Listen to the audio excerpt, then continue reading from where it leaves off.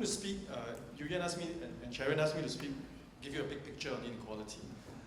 And I've been giving these talks on inequality for almost 10 years now. When I started, obviously we all know that inequality has really emerged as perhaps the defining political issue of our times. I look at Donald Trump. A lot of the Trump phenomenon is fueled by resentment, anger, frustration, and being left out. Resentment, anger, rising levels of inequality. But it wasn't always this case. Right? When I first started giving all these talks on inequality almost 10 years ago, before the global financial crisis, I first started talking to government officials in Singapore, where I was, and I was viewed as being quixotic, right? Unrealistically idealistic. And that was the most positive response I got. Oh, there goes Donald again, right? And the worst response I got was I was viewed as being a subversive. Why are you raising these issues?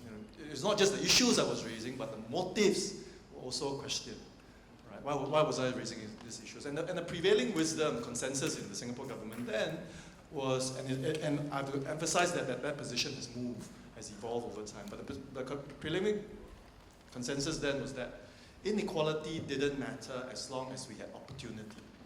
As long as people had the opportunities to rise, it didn't matter that some were doing better than others. As long as the rising tide, and these are exact phrases used to me, as long as the rising tide lifted all boats, it didn't matter that some boats, the yachts, rose faster than others, the sampans.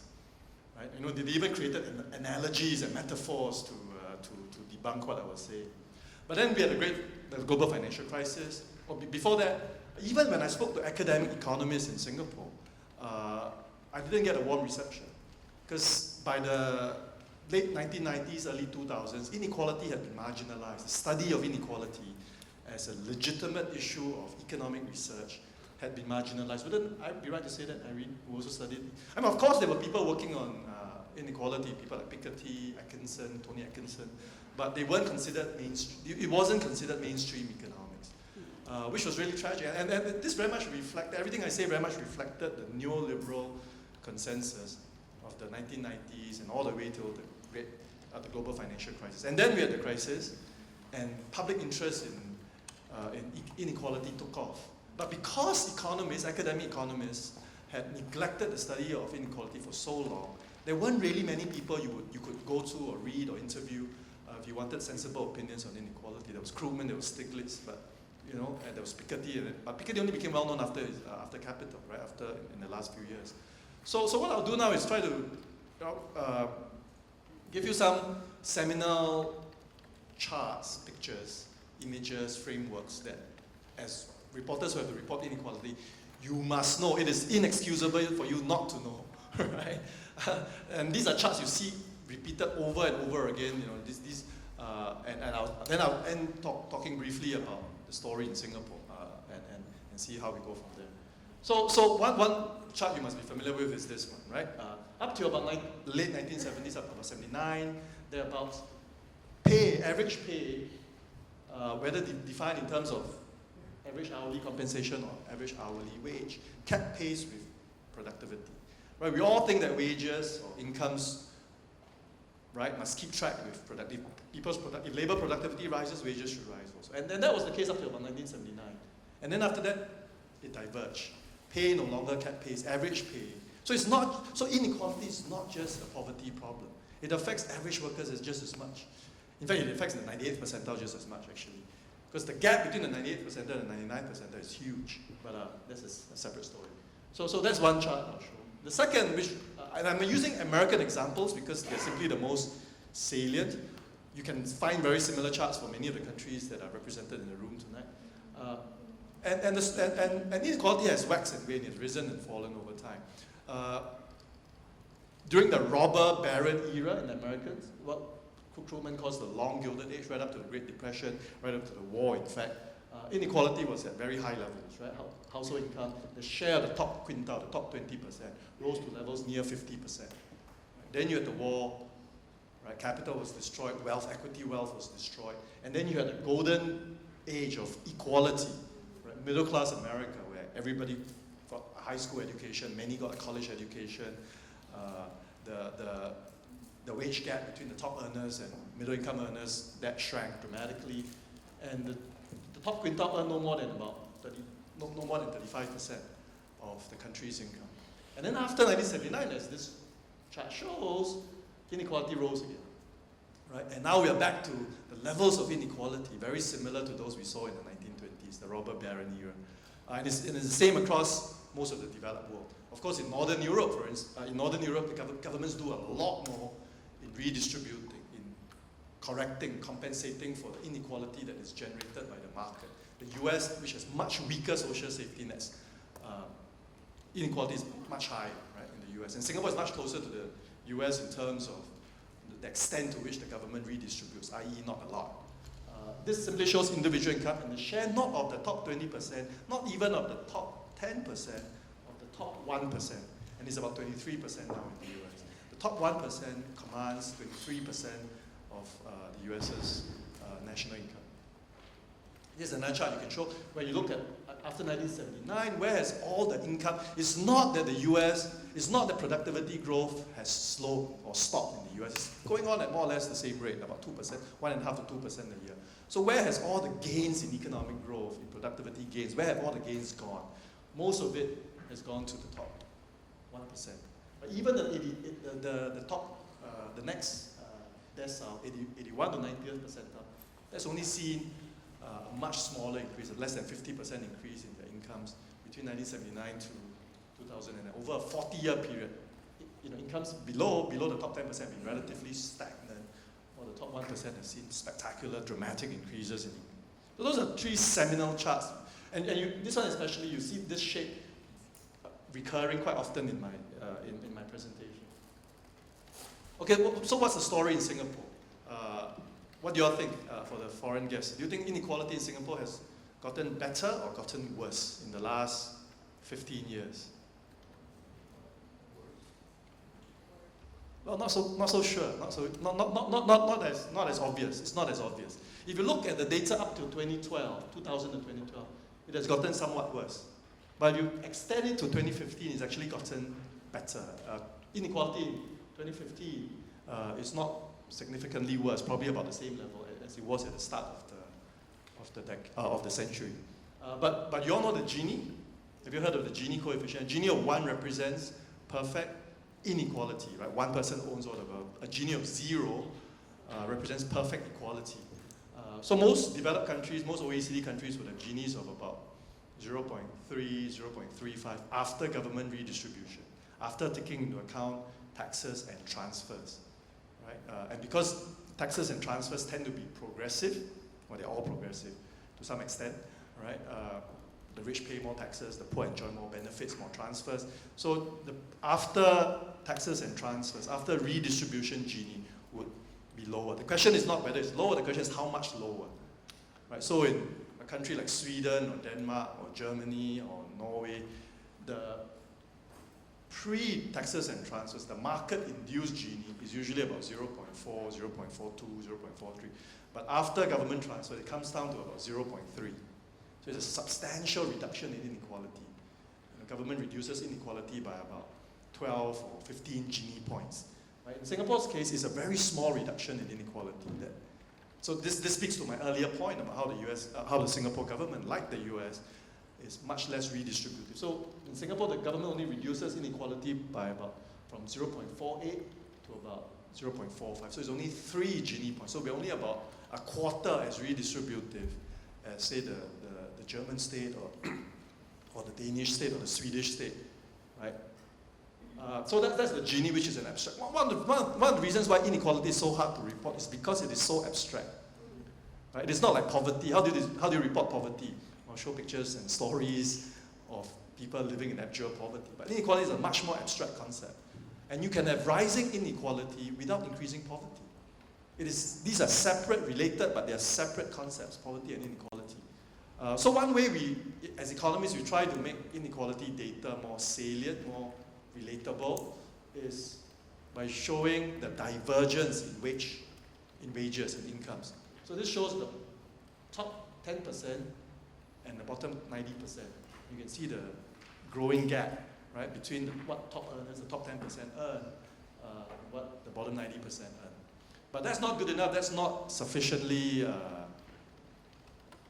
granular. So I'm going to zoom in on the top 10% and separate them by the top 10%, the blue line, the top 5%, the red line, and the top 1%. Right? So these are the rich, the very rich, and the stinking filthy rich. Right?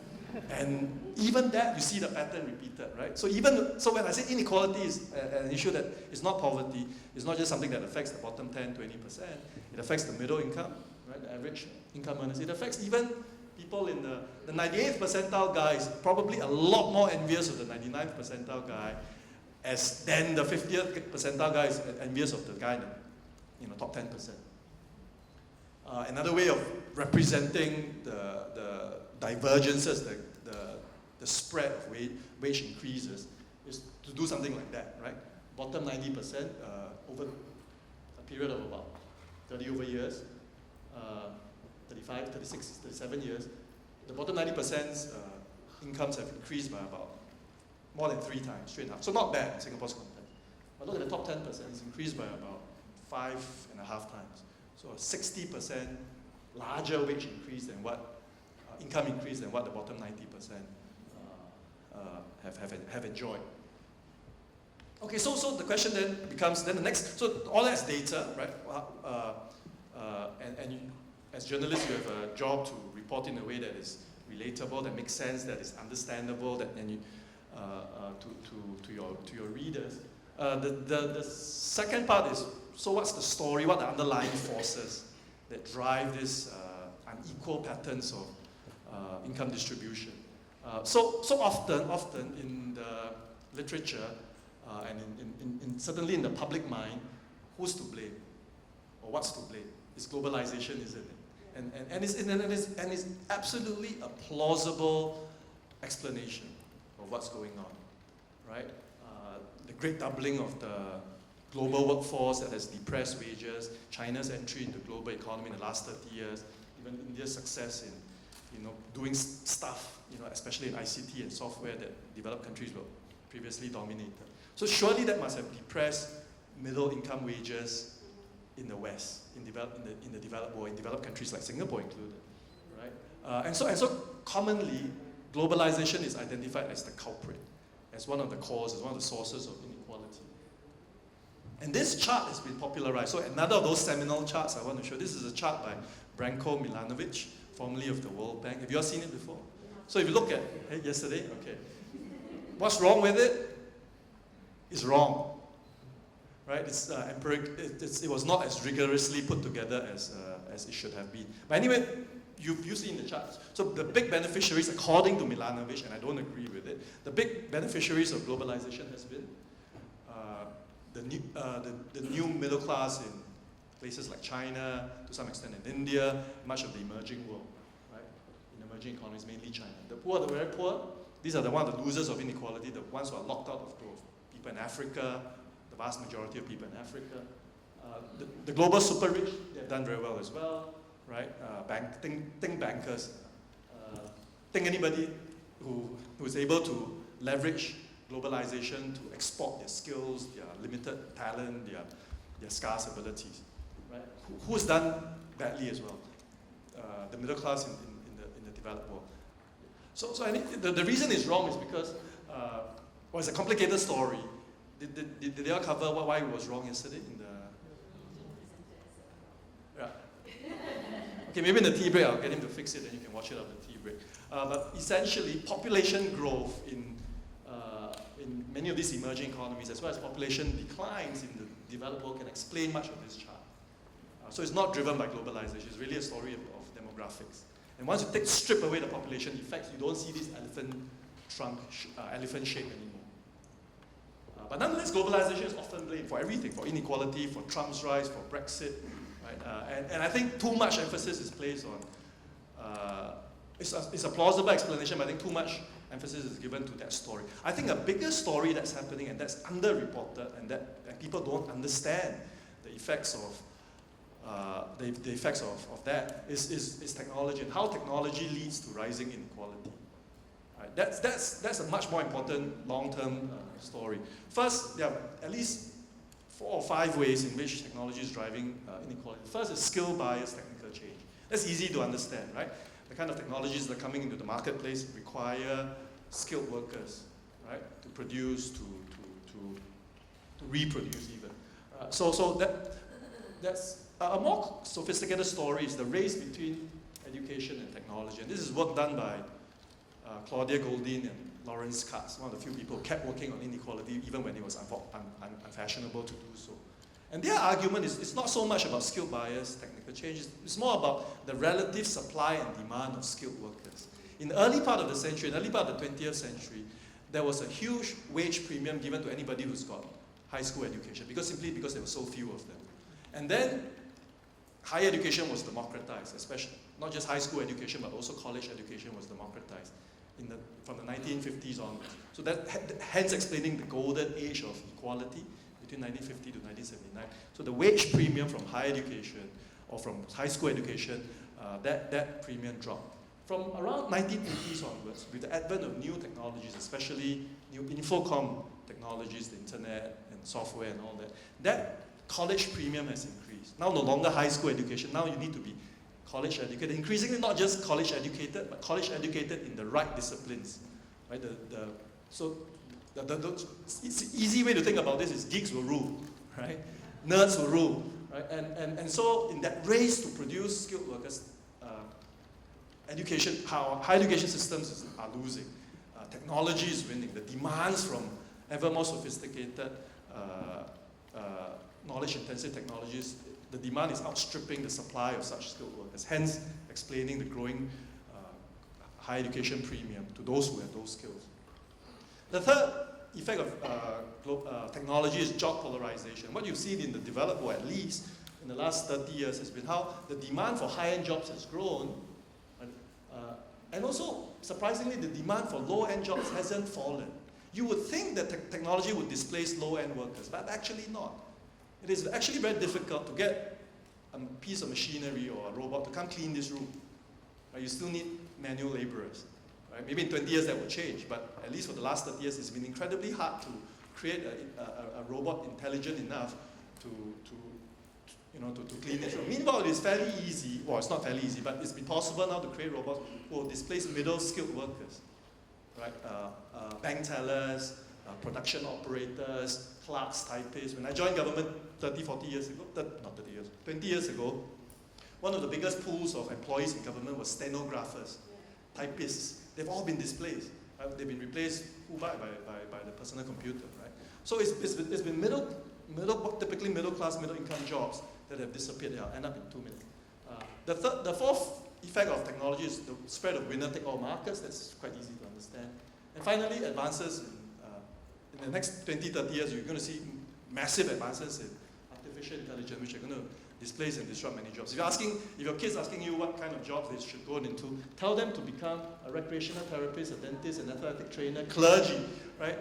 Clergy will never be replaced by robots or computers, even if the robot can quote better scripture, can memorize it much better. Why? Because all these are intensively, inherently based on human contact. Tell them not to be telemarketers, accountants, retail salesperson, technical writers, real estate agents, and even economists we don't do too well.